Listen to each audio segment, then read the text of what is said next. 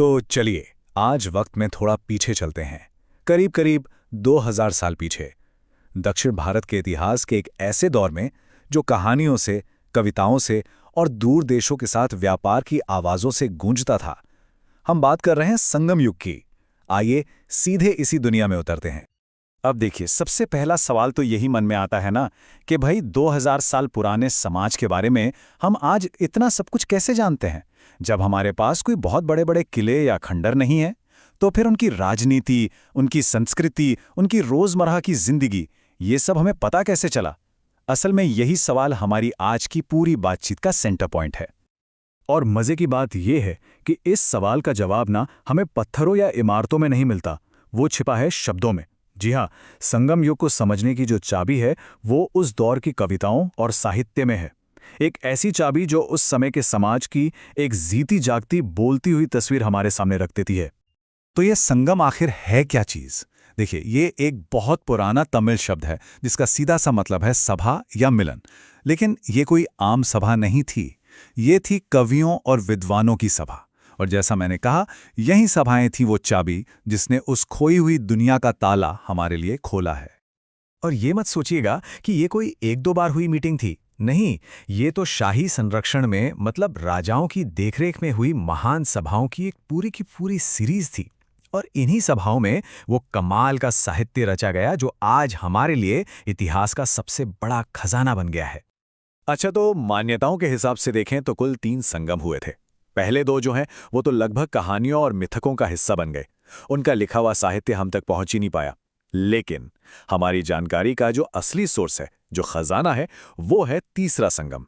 ये मदुरई में हुआ था और इसकी रचनाएं, कमाल की बात है कि आज भी हमारे पास मौजूद हैं। और ये हैं वो महान रचनाएं जिन्होंने सच में समय को भी हरा दिया। जैसे तोल्काप्पियम। नाम से लगता है कि बस ग्रामर की किताब होगी, लेकिन नहीं, ये उस समय के समाज का आईना है। फिर हैं एट्टू थोगी और पत्तू पाट्टू। ये कविताओं के संग्रह हैं जो हमें उस युग की सीधी, एकदम कह सकते हैं अनफिल्टर्ड जानकारी देते हैं। तो अब सवाल ये है कि इन कविताओं के जरिए हमें पता क्या चलता है? चलिए सबसे पहले उस दौर की राजनीतिक दुनिया में झांक कर देखते हैं। इन किताबों में ना 3 बहुत ही शक्तिशाली तमिल राज्यों का जिक्र बार बार आता है जिन्होंने उस पूरे इलाके पर राज किया। सबसे पहले आते हैं चेर। इनका राज था आज के केरल और तमिलनाडु के कुछ हिस्सों पर।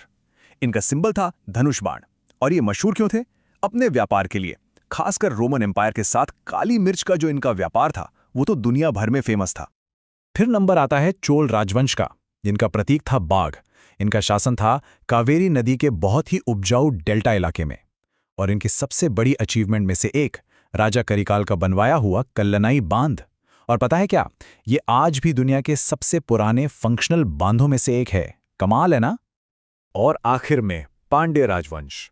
इनका मेन सेंटर था मदुरै शहर। और यहीं पे ना पूरी कहानी एक सर्कल में आ जाती है। पता है क्यों? क्योंकि यही वो राजा थे जिन्होंने उन संगम सभाओं को सपोर्ट किया, उन्हें संरक्षण दिया।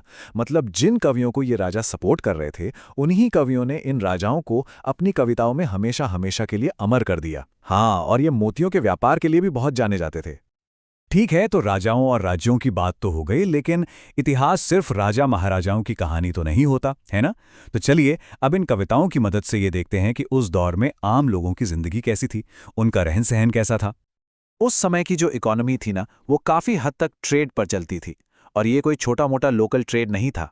यहां से मसाले, मोती, हाथी दांत और शानदार क्वालिटी का कपड़ा, ये सब सीधे के सीधे रोमन एम्पायर तक जाता था। मतलब सोचिए, ये तमिल राज्य उस प्राचीन दुनिया से कितने ज्यादा कनेक्टेड थे, कितने ग्लोबल थे। और अगर कोई पूछे कि इसका सबूत क्या है, तो सबसे बड़ा सबूत है जमीन के नीचे छिपा हुआ। पूरे तमिलनाडु में खुदाई में हजारों की तादाद में रोमन सिक्के मिले हैं। ये अपने आप में इस बात का पक्का सबूत है कि दोनों सभ्यताओं के बीच ये व्यापार कितने बड़े स्केल पर चल रहा था।